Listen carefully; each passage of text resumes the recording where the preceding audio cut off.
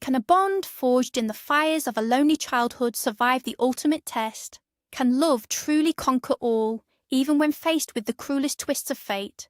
We all believe in promises, in the vow to stand by someone in sickness and in health. But what happens when sickness becomes a permanent state? When the person you love most becomes a stranger, lost in a world of pain? This is a story about a love that was supposed to be unbreakable and the devastating secret that threatened to shatter it into a million pieces. Prepare for a journey of heartbreak, rage, and a revelation that will leave you breathless. Amelia and Ethan were not just husband and wife, they were survivors. Their story began not in a romantic cafe, but in the cold, institutional hallways of the Cleveland foster care system. Amelia, a quiet girl abandoned by her mother, found a fierce protector in Ethan, an older boy who had lost his own family in a tragic accident. They were two lost souls who found their home in each other. They promised to be a team, to build a life so beautiful it would erase the scars of their past. And they did. Ethan became a brilliant architect and Amelia, a gifted interior designer. Together, they moved to Chicago and launched a design-build firm that became their dream come true. They had it all: success, a beautiful home, and a love that was the envy of everyone who knew them. Their past was a ghost they had finally outrun, or so they thought. The piercing scream of twisting metal was the last thing Ethan remembered. He opened his eyes to a blinding white light and the rhythmic sterile beep of a heart monitor. A dull ache throbbed in his head, and his knee was wrapped in a tight bandage. A man in a hospital gown lay in the bed next to him, his legs suspended in traction. Where am I?" Ethan's voice was a dry, raspy whisper. The man smiled weakly. "Northwestern Memorial, buddy. You're lucky to be here at all." The words hit Ethan like a physical blow. The accident, the car, Amelia. "My wife," he croaked, panic seizing his chest. "Amelia, where is she?" The man's smile faded. "Easy now. The doctor will be in soon. Just try to rest." But rest was impossible. Every beep of the monitor was a hammer blow against his skull, each one counting the seconds he didn't know if the love of his life was alive or dead. A moment later, a nurse rushed in, her eyes widening when she saw Ethan was awake. "He's conscious! Get Dr. Miller!" she yelled into the hallway. A calm, serious-looking doctor entered, his face a mask of professional sympathy. "Mr. Anderson, can you tell me your full name?" he asked, his voice steady. "Ethan Anderson. Where is my wife? Is Amelia okay?" The doctor paused, and in that split second, Ethan's world began to crumble. "Your wife is alive, Ethan. She's in the ICU, just 2 doors down. But you need to prepare yourself. The impact was primarily on her side of the vehicle. Her injuries are extensive." Ethan felt a wave of nausea. "What does that mean? Extensive? Will she be okay?" The doctor's gaze was unwavering, but filled with a sorrow that terrified Ethan. "She's alive. For now, that is the victory we are holding on to. You need to rest. We can talk more when you're stronger." He knew. He knew the doctor was hiding the worst of it. They wouldn't let him see her until the next day. It was her birthday. He was supposed to be taking her to a Michelin star restaurant on the Chicago River. Instead, a nurse wheeled him into a room filled with machines that breathed for his wife. Amelia's beautiful face was swollen and bruised, a web of tubes and wires connecting her to a symphony of beeps and whirs. Her arm was in a cast, but it was the stillness of her lower body that sent a shard of ice through his heart. He reached for her hand, his own trembling. "Mia, honey, it's me. It's your birthday. You have to wake up. I can't do this without you. You hear me? We're a team." He pleaded with her, his voice breaking, tears streaming down his face. He felt a faint pressure on his fingers, a squeeze. Or was it just a muscle spasm? A desperate hope flared within him, a tiny light in an overwhelming darkness. He had to believe she heard him. Amelia did wake up, but the light in her eyes was gone, replaced by a terrifying emptiness. Dr. Miller delivered the news with clinical precision, the words falling like stones into the silent room. The trauma to her T10 vertebra was catastrophic. There's significant damage to the spinal cord. We've done everything we can, but—" He didn't need to finish. The verdict was clear in his somber expression. She has no sensation below her waist. The paralysis is, in all likelihood, permanent. Permanent! The word echoed in Ethan's mind, a death sentence for the life they had built. He looked at Amelia, who was staring blankly at the wall, a single tear tracing a path through the grime on her cheek. He took her hand. "We'll get through this, Mia. I'm right here. I'm not going anywhere," he whispered, his voice thick with a promise he was desperate to keep. But Amelia didn't want him there. She didn't want his pity or his promises. "You should leave me, Ethan," she said one afternoon, her voice flat and devoid of emotion. "I don't want you to waste your life taking care of a cripple." The word was like a slap. "Don't you ever say that," he shot back, his own pain turning to anger. "Do you think my love for you is that shallow? If the roles were reversed, would you leave me?" She turned her head away, staring out the window at the grey Chicago skyline. "It's different for men," she whispered. "I don't want to be a burden. Just go." It was the first of many such conversations. She was building a wall around her heart, brick by painful brick, and he didn't know how to tear it down. All he could do was keep showing up, hoping that one day she would let him back in. After a year of surgeries and grueling rehabilitation, nothing had changed. Ethan had their beautiful Lake Forest home completely renovated, with ramps and accessible fixtures, turning their dream house into a gilded cage. He hired a full-time caregiver, a kind middle-aged woman named Clara, to help. But Amelia's spirit was broken. The vibrant, creative woman he had married was gone, replaced by a ghost who haunted the rooms of their home, her silence a constant screaming accusation. Ethan threw himself into their business, working late nights because the quiet of the house was more than he could bear. He told himself it was to pay the mounting medical bills, but he knew he was running away. He was running from the empty look in his wife's eyes and the crushing weight of his own helplessness. The final blow came during a follow-up MRI. A new shadow had appeared on the scan, a dark mass near the site of her original injury. "We believe it's a tumour," the neurosurgeon explained, his voice gentle but firm. "Given its location and aggressive appearance, operating is extremely high risk. And the prognosis?" He let the word hang in the air. For Amelia, it was the last nail in her coffin. She refused any further treatment. "I'm done," she told Ethan, her voice eerily calm. "No more hospitals, no more procedures. I just want to be at home." It wasn't a request. It was a final decision. She had given up. And as Ethan looked at her, a terrifying thought crept into his mind. A part of him, a dark, exhausted part, was giving up too. The promise he had made felt heavier than ever. Life settled into a grim routine. Ethan worked, Clara cared for Amelia, and Amelia faded. She spent most of her days in her room, the curtains drawn, refusing food, refusing to speak. Ethan's visits became shorter, the silence between them thick with unspoken grief and resentment. He felt like a failure. His love wasn't enough to save her. One rainy afternoon, Clara called him at the office, her voice hushed. "Ethan, there's a man at the gate. He's asking for Amelia. He says his name is Dr. David Vance." Ethan's brow furrowed. They weren't expecting any doctors. "Did he say what it's about?" he asked. "No, he's just waiting.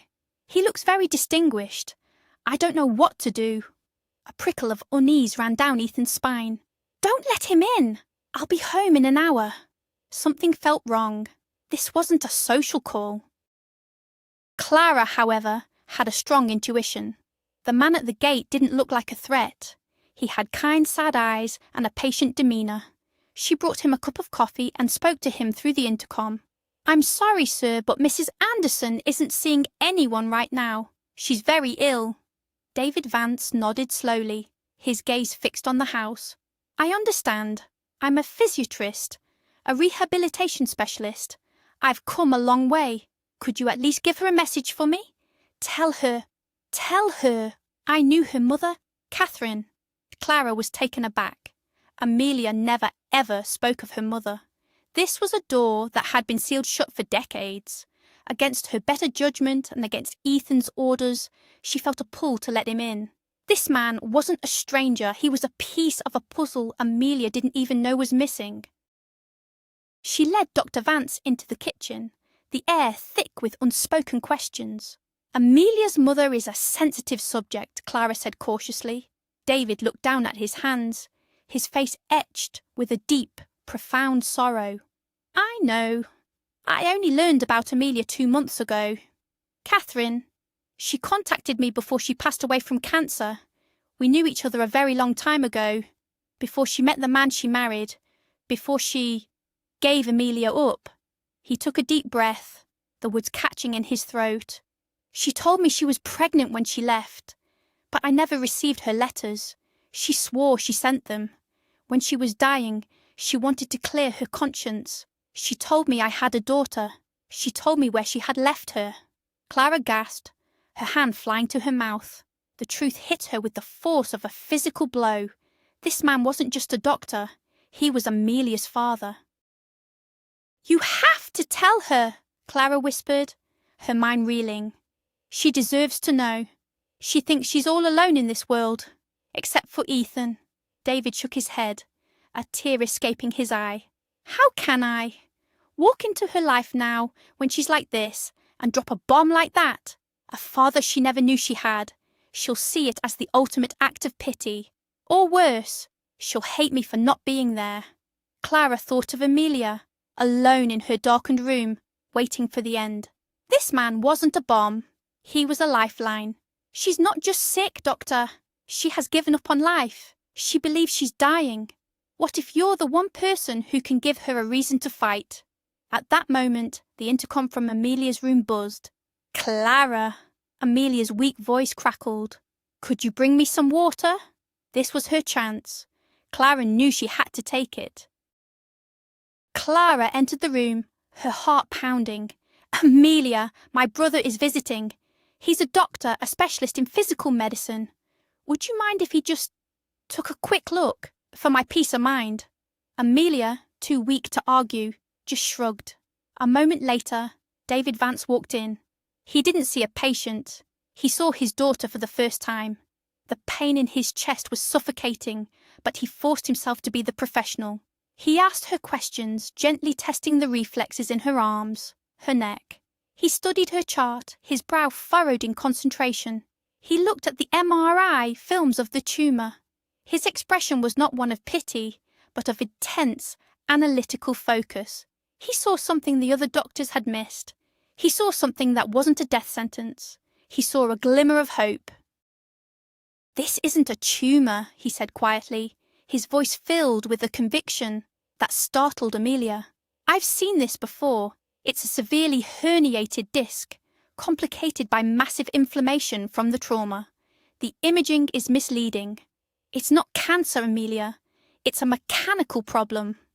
And mechanical problems can be fixed. Amelia stared at him, a flicker of defiance in her hollow eyes. Fixed?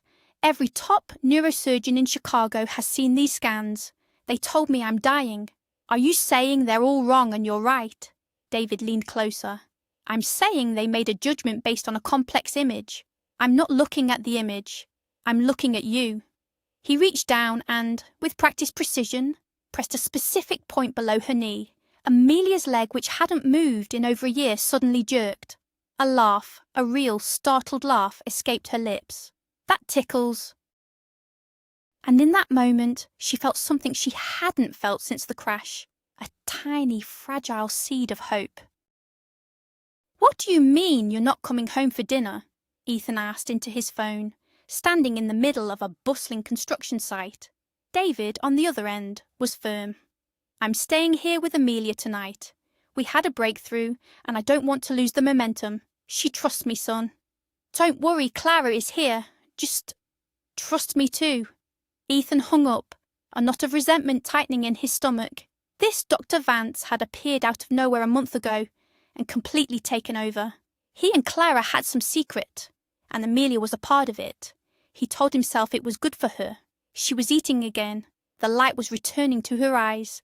But he felt like an outsider in his own home. in his own marriage. This stranger had a connection with his wife that he had lost, and it was eating him alive. He didn't understand what was happening, and the not knowing was the worst part of it all. The plan was simple. David would work with Amelia every day while Ethan was at the office. Clara would run interference. They wouldn't tell Ethan until Amelia could take her first steps on her own. It would be the ultimate surprise, a gift to mend the growing chasm between them. The work was agonizing. Days of painful massage to break up scar tissue, followed by frustrating exercises to reawaken dormant nerves. There were days Amelia wanted to quit, to sink back into the painless oblivion of giving up. But David was relentless.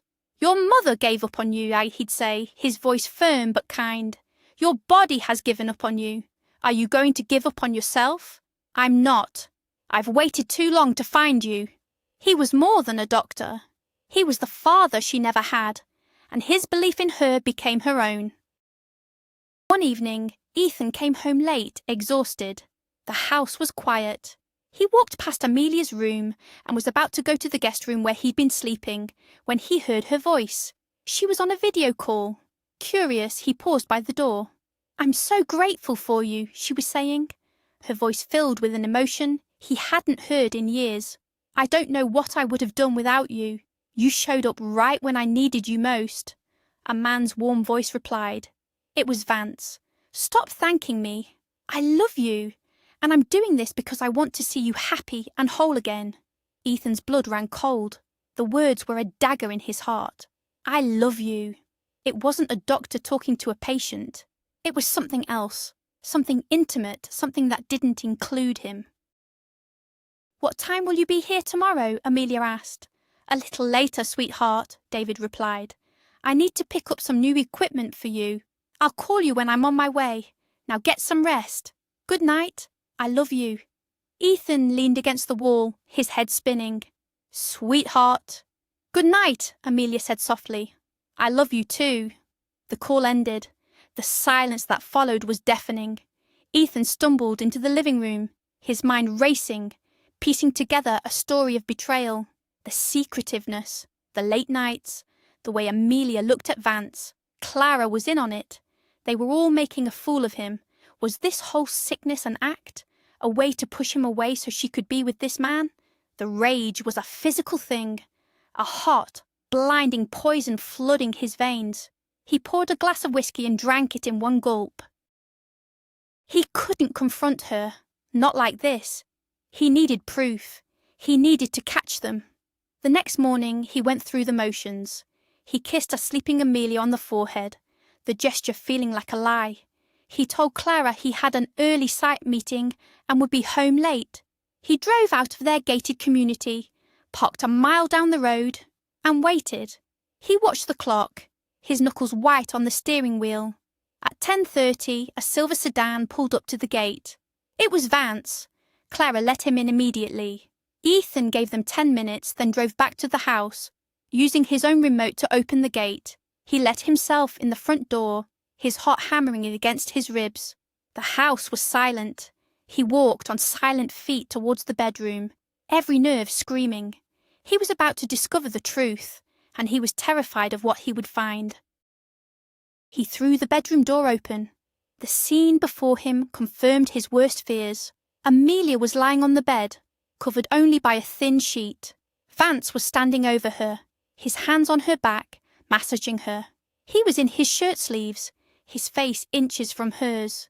To Ethan, it was a scene of obscene intimacy. The betrayal he had imagined was real. A guttural roar of pure rage tore from his throat. "Get away from my wife!" he screamed. Before Vance could even register what was happening, Ethan lunged forward. He grabbed the older man by the shoulder, spun him around, and threw a punch with all the force of his grief and fury. The blow connected squarely with David's jaw, sending him staggering back against the bed. Ethan was about to hit him again, lost in a red haze of violence, when a voice cut through his rage. "Ethan! No! Stop!" He froze. It was Amelia. But it wasn't her voice that stopped him. It was where she was. She was off the bed, standing on her own 2 feet, clutching a blanket to her chest. her eyes wide with terror and disbelief. "Don't you touch him," she cried out, her voice trembling but strong. "He's my father." Ethan stared, his mind unable to process the two impossible facts. Amelia was standing, and the man he had just assaulted was her father. The world tilted on its axis, the floor dropping out from beneath him. He looked from Amelia's defiant, tear-streaked face to David, who was now touching his jaw, a look of profound shock and sadness in his eyes. "What?" Ethan whispered, the single word encompassing a universe of confusion. "What did you say?" Amelia, her legs shaking from the effort, took a wobbly step towards him. "He's my father, Ethan. He found me. He's the one who's been helping me. The tumour? It was never a tumour. It was a misdiagnosis. He's been treating me in secret. I wanted to surprise you. I wanted to walk to you." Each word was a piece of a puzzle he had been too blind to see. The hope in her eyes, her returning appetite, her secret calls. It wasn't a betrayal. It was a recovery. It was a miracle. The rage drained out of him, replaced by a wave of shame so profound it brought him to his knees. He had been so lost in his own pain, he had failed to see her rebirth. He sat on the floor, his head in his hands, as Amelia and David explained everything. The story of her mother's deathbed confession, David's desperate search, his realization about her injury, their secret plan to give Ethan the surprise of his life. When they finished, a heavy silence filled the room.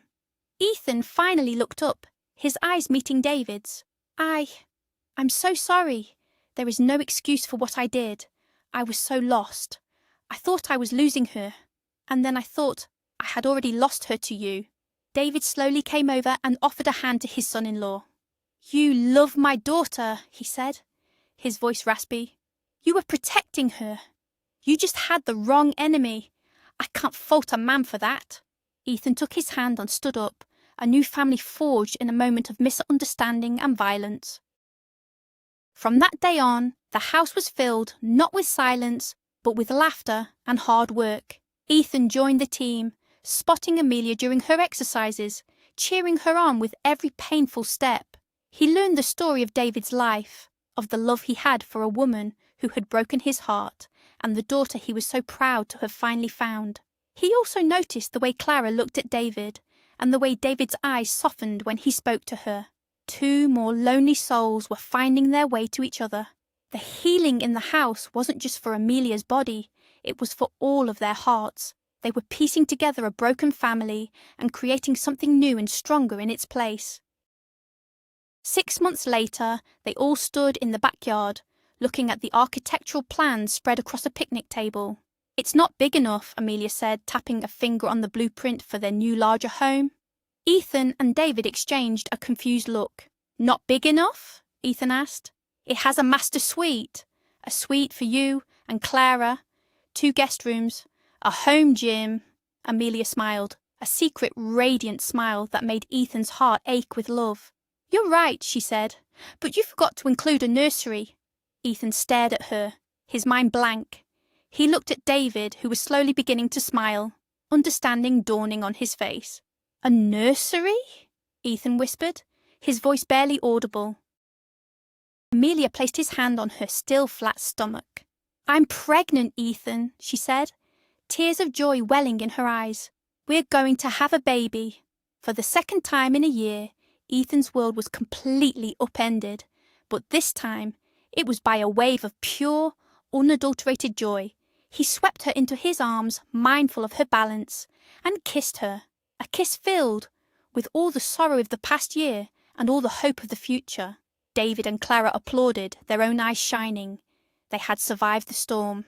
They had come through the darkness and found the light, and it was more beautiful than any of them had ever dared to dream.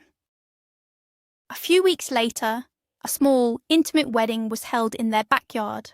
David and Clara exchanged vows as the sun set over Lake Michigan, surrounded by their small, unconventional family. Amelia, leaning only slightly on a cane, stood as the maid of honor.